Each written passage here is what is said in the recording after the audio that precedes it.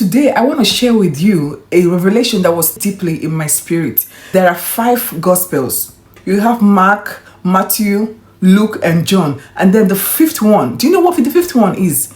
The 5th gospel is you. You are the 5th gospel. You are a message. You are a gospel. You are a living message. The truth is that most people are never ever going to open the Bible. But do you know what? They're constantly reading your life. Your life is constantly open before them, and they're constantly reading that life of yours. Now the question is, what are they reading off of your life? No, if you want to talk of the 4 gospels in the Bible, you see Matthew was focusing on the fact that Jesus was a Messiah, right?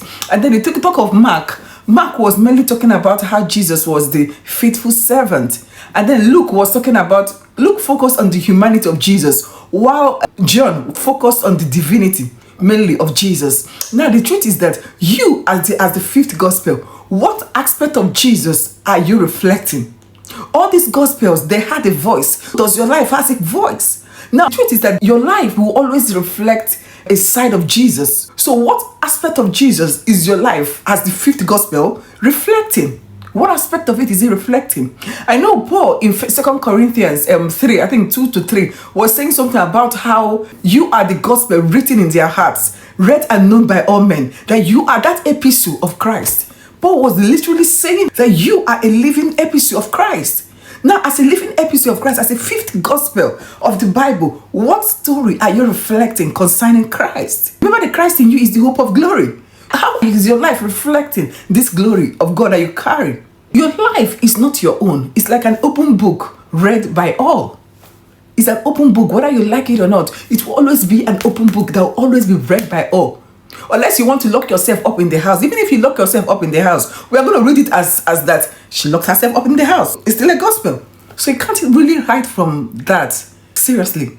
Every decision you make, how you respond to pressure, how you forgive, how you serve, all of it is a gospel. All of it preaches. All of the way you act preaches the message. The question is, what kind of message is he preaching? That's the question.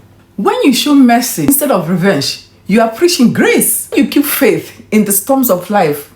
You are actually preaching trust in the faithfulness of God. Now, when you love your enemy, just as the Bible tells us, you are simply preaching the cross of Jesus. Finally, you don't really need a pulpit to preach.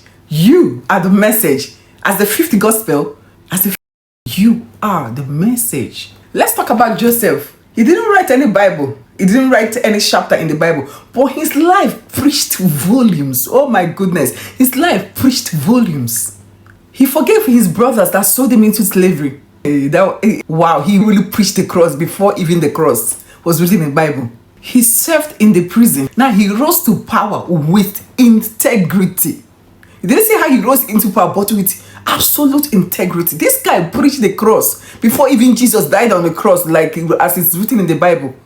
He preached the cross. Seriously. His life was a gospel of faith, perseverance, divine purpose.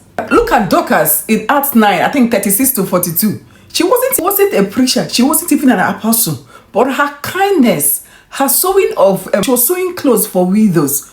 Her act of compassion preached such a gospel that even Peter raised her from the dead. So her life preached this message of compassion and kindness, the love of God. That was what her life preached. You don't have to be famous or just have a platform. The single mom raising her child or her children in the love of God, she preaches a gospel of God's love. Seriously. The nurse, the care workers, the doctors, the medics, praying silently for their patients. That's gospel. That is gospel right there, that preaching. That person that refuses to cheat at work, no matter what it costs him, that's gospel. He's preaching. We preach this gospel in different ways. We live our lives. Let your integrity, your love, your walk with Jesus speak louder than your words. Because someone is searching, looking to see God in a person, to see God in someone. Let that someone that's searching for be you. Be that person. Be that 5th gospel of God. So here's my question for you. What kind of gospel is your life preaching? Let your life speak of hope, truth, love, mercy of God.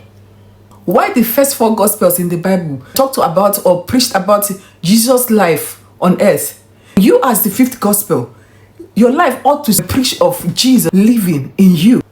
If this message blessed you, please share with someone that needs this reminder. And if you feel led to, please put in the comment, what kind of gospel is your life preaching right now? Share with us. Let's grow together. Until next time, keep shining that beautiful light of yours. Our world needs it so much right now. Keep shining. And remember, the love of God is running after you.